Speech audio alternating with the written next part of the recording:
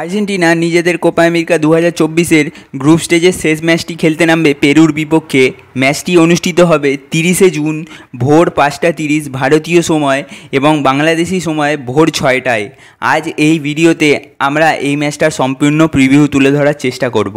প্রথমেই যেই টপিকটাতে আসতে চাই, লিও মেসি চিলির সাথে একটা ইনজুরি পিক করেছেন, আর সেই কারণেই ম্যাচটা হয়তো বা তিনি খেলবেন না, এটা আমরা মোটামুটি সবাই জানি। হ্যাঁ, তবে তিনি কোয়ার্টার ফাইনালে মাঠে ফিরবেন। কিন্তু এর থেকেও বড় নিউজ যেটা, সেটা হচ্ছে কনমেবল লিওনেল স্ক্যালোনিকে সাসপেন্ড করেছে একটা ম্যাচের জন্য। তাই আমরা তাকে পেরুর বিপক্ষে টাচ লাইনে দেখতে পাবো না। স্ক্যালোনি চিলির বিপক্ষে সেকেন্ড হাফে দেরি করে মাঠে ঢুকেছিলেন বলে কনমেবল এমন পদক্ষেপ নিয়েছে। শুধু স্ক্যালোনি নন, চিলি কোচ রিকার্ডো গারাকাকেও সাসপেন্ড করেছে কনমেবল। তবে পেরুর বিপক্ষে আর্জেন্টিনার হেড কোচ হিসাবে আমরা লিওনেল স্ক্যালোনির সাপোর্টিং স্টাফ এবং সাবেক আর্জেন্টাইন ফুটবলার পাবলো আইমারকে দেখতে পারবো টাচ লাইনে। আর্জেন্টিনা অলরেডি কোয়ার্টার ফাইনালে পৌঁছে গেছে শেষ ম্যাচে চিলিকে হারিয়ে, এবং এই ম্যাচটাতে আর্জেন্টিনার জেতার খুব একটা প্রেশার নেই। আর এটাই আর্জেন্টিনার জন্য একটা ভালো অপরচুনিটি হবে কিছু ইয়ং প্লেয়ারদের চান্স দিয়ে তাদের ক্যাপাবিলিটিটা চেক করে নেওয়ার। ম্যাচটা আর্জেন্টিনার জন্য ক্যাপ্টেন হয়ে হয়তোবা শুরু করবেন অ্যানহেল ডি মারিয়া।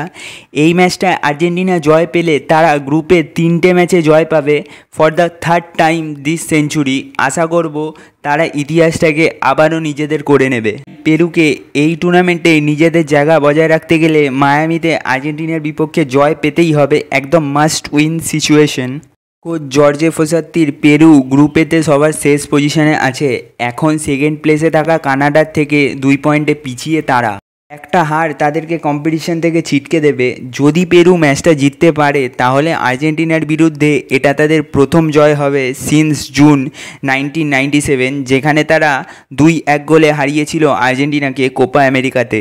তারা গ্রুপের 2টি গেম থেকে মাত্র 1টি পয়েন্ট তুলে আনতে পেরেছে চিলির সাথে ড্র করে, এবং কানাডার বিপক্ষে তারা হেরে গেছে একটি লেট গোল কনসিড করে। পেরু কোপা আমেরিকাতে শেষ 5টি ম্যাচে উইনলেস। পসিবল লাইন আপ আর্জেন্টিনার কিছুটা এরকম হতে পারে 4-3-3। অনেকগুলো চেঞ্জ আমরা দেখতে পারি, যেমন রাইট ব্যাকে গনজালো মন্টিয়েল, মিডফিল্ডে এজুগেল প্যালাসিওস, গার্নাচো লেফট উইংয়ে, এরা হয়তো ম্যাচটা শুরু করতে পারেন। পেরু হয়তো ম্যাচটা 5-3-2 এই ফরমেশনে শুরু করবে।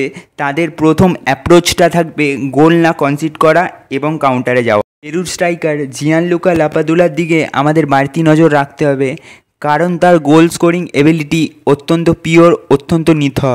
অন পেপার বা কারেন্ট ফর্মের দিক থেকে দেখতে গেলে আর্জেন্টিনার ম্যাচটা সহজেই জেতার কথা, এবং তারা জিততেও চাইবে উইনিং মোমেন্টামটা বজায় রাখার জন্য। কিন্তু পেরুর জন্য এটা মাস্ট উইন গেম, তাই পেরুও ছেড়ে কথা বলবে বলে আমার মনে হয় না। বন্ধুরা, ভিডিওটি এখানেই শেষ করছি। প্রতিবেদনটি ভালো লাগলে একটি লাইক অবশ্যই করবেন এবং চ্যানেলটি সাবস্ক্রাইব করবেন। ধন্যবাদ বন্ধুরা, দেখা হবে পরের ভিডিওতে।